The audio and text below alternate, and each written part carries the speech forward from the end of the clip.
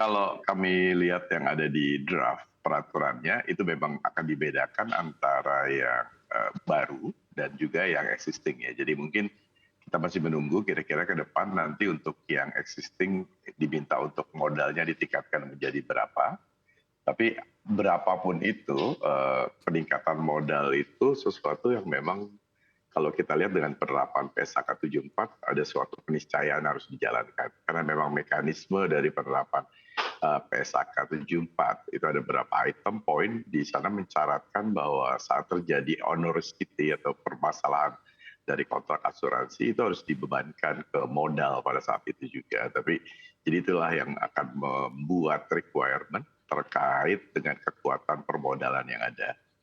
Demikian Bu Aneka.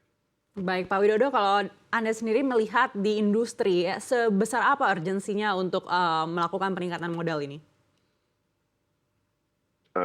Ya mungkin seperti kalau di bank itu ada capital adequacy ratio juga. Sekarang kita juga punya resiko-resiko yang besar saat ini ditanggung oleh kita. Saat ini ekuitas yang ada itu ditanggung boleh menanggung 3 kali resiko sendiri. Jadi mungkin dengan peningkatan modal itu akan ada peningkatan kapasitas resiko yang bisa ditanggung oleh perusahaan dalam negeri. Jadi terkait dengan hal tersebut mungkin nanti juga sejalan dengan peningkatan usaha reasuransi retensi dalam negeri, karena juga peningkatan modal dari perusahaan asuransi akan tentunya juga meningkatkan kapasitas yang ada ya. Jadi mungkin ya semakin sehat harusnya.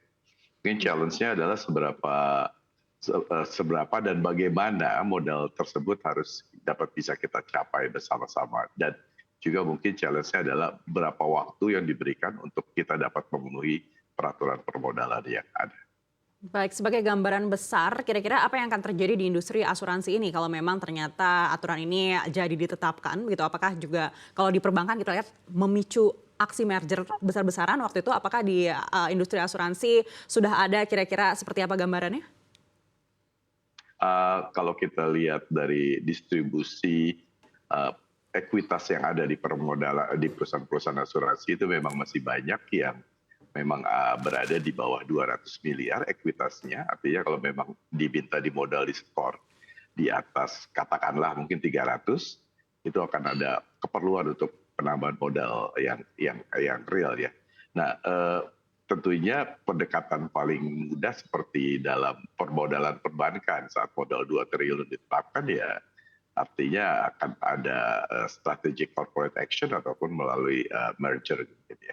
Jadi konsolidasi akan pasti terjadi kalau saat memang ada perkembangan dari permodalan perusahaan asuransi baru diterapkan. Baik, kita beralih ke Pak Beni. Pak Beni, kalau untuk reasuransi, ini kita lihat di draftnya dari 300 miliar ke 1 triliun rupiah. Kalau menurut Anda angka ini realistis? Iya, saya kira nomor satu kita harus menyambut baik rencana dikeluarkannya peraturan baru, karena memang khususnya kami di reasuransi, tugas utama perusahaan reasuransi adalah menyediakan kapasitas. Dalam hal ini adalah kapasitas keuangan dan ini terkait juga dengan permodalan. Tentunya kalau perusahaan reasuransi memiliki kapasitas yang besar, dia bisa menyediakan proteksi kepada perusahaan asuransi secara besar pula. Gitu ya. Artinya modal yang besar ini bisa dipergunakan untuk membantu perusahaan-perusahaan asuransi untuk menahan risiko-risiko di perusahaan asuransi tersebut. Nah, kami menyambut baik dan tentunya kita juga menunggu sebetulnya bagaimana peraturan teknisnya lebih lanjut. Demikian Mbak Aneka. Baik, tantangannya menurut Anda sebesar apa?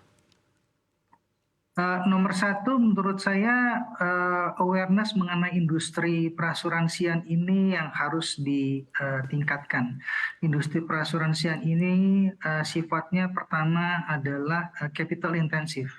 Artinya dibutuhkan permodalan yang cukup untuk bisa memiliki sebuah perusahaan perasuransian. Dalam hal ini ada asuransi dan reasuransi. Ya. Dan yang nomor kedua adalah sifat investasinya adalah jangka panjang.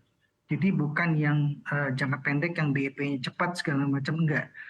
Ketika katakan sebuah perusahaan perasuransian sudah mencapai break even point, dia bahkan harus mau menambah modal. Supaya apa? Supaya memang perusahaannya bisa berkembang dan bisa berkompetisi lagi. Karena sekali lagi tujuannya adalah untuk bisa memberikan proteksi. Proteksi dalam hal ini kembali lagi adalah menyediakan kapasitas keuangan.